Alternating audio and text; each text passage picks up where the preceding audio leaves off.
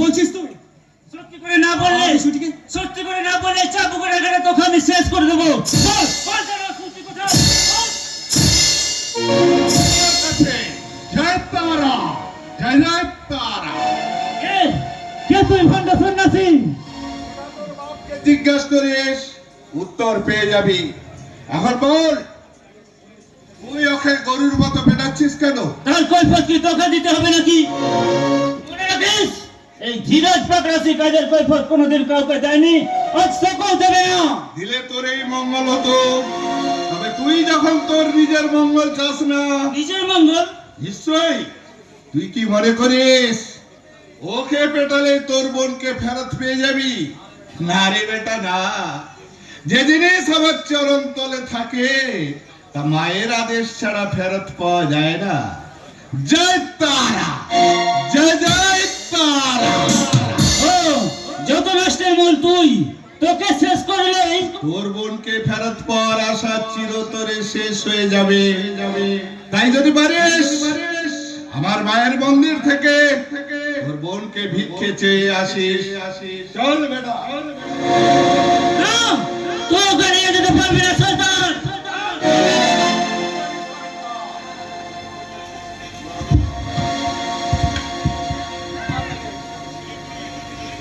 আমি চললাম। ভাই বলছে সাবধান, খুব সাবধান। আমি এই গায়ের হাঁকাতে ধর থেকে মাথাটাকে বিচ্ছিন্ন করে দেব। আয় আয়, জয় তারা, জয় জয় তারা। ওরে কে আছিস? ওই শয়তান দুর্গা আটকা। নিশান, এই বেটা নিশান, কোথায় যে যায় সব কাজের সময় যদি একটি বার্তাকে পাওয়া যায়। নিশান, এই বেটা নিশান। আরে ধীরাজ, কেন যেমন চেঁচাচ্ছিস যেন বাড়ি দিয়ে ডাকাত পড়েছে। ডাকাতেই বলেছিল রাজ, একজন ভণ্ড সন্ন্যাসী এসে সুরজকে নিয়ে চলে গেল। আবার সেই সাধু?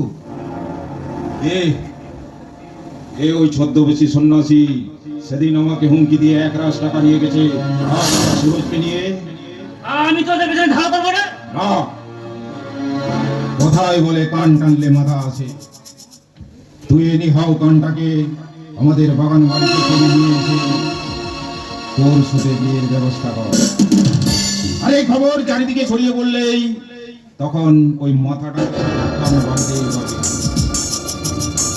আর তখন প্রয়োজন মনে করলেই ওখানেই ও দুটোকে শেষ করে দিবে। তোমার মতো সরকারের ছেলে আমি,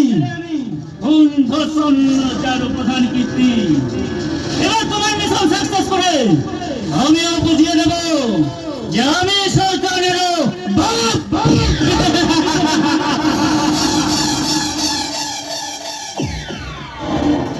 পশুপতি, তুমি আর একবার হও নটরাজ, নইলে এই ধীরাজের ভাষায় এত বড় ধ্বংসযজ্ঞ সম্পন্ন করা যাবে না। বিদ্রোহী জনগণের চাপে প্রশাসন ঠিক মতো কাজ করতে পারছে না। এদিকে আমার মৃত্যু ভয়ে গজানন পদত্যাগ করে আমারই নামে বিষোদ্গার করে চলেছে। এইভাবে সব আমার কাছ থেকে সরে গেলে এই ধূপছায়া গ্রামে আমাদের টিকে থাকাই দুষ্কর হয়ে যাবে। তাই আমি বলি কি, তুমি সরাসরি ময়দানে নেমে পড়ো এবং ওই বিদ্রোহীদের কালো হাত ভেঙে গুড়িয়ে দিয়ে ওদের দমন করে তুমি নিয়ে এসো সুইটিকে।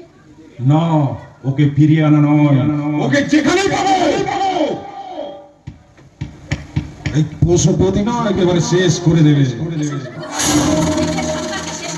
শেষে দাঁড়াবে কোথায়? সেটা শেষেই ভাববো। শুধু এইভাবে শিহরিত হচ্ছি যে তার রূপ যৌবনের মোহে পড়ে দাদার রক্ত তোমাতে মেখে একদিন ভালোবেসে সারা পৃথিবীটাকে তুলে দিয়েছিলাম। আজ হয়তো সেই হবে আমার ধ্বংসযজ্ঞের প্রধান আহুতি।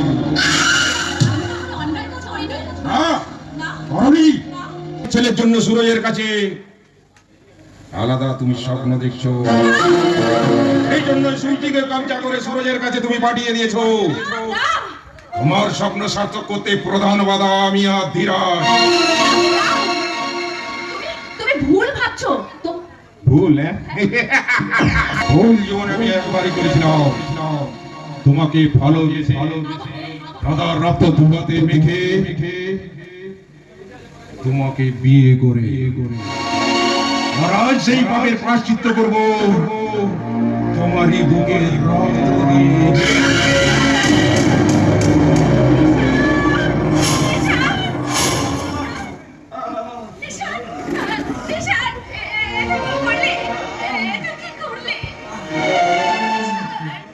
আমার বুকের রক্ত দিয়ে বাড়ির রক্ত ঋণ শোধ করে দিয়ে গেলাম কিন্তু মা।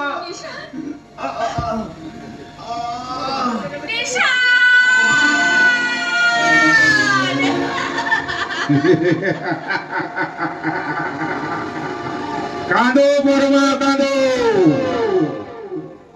তোমার জন্য আজ নিশান প্রাণটা দিয়ে গেল। সেই শোকে অন্তত একটু একটু শোক পালন করো, আর সেই সঙ্গে বুঝিয়ে দাও যে তোর পিছু পিছু আসছি আমি বাবা।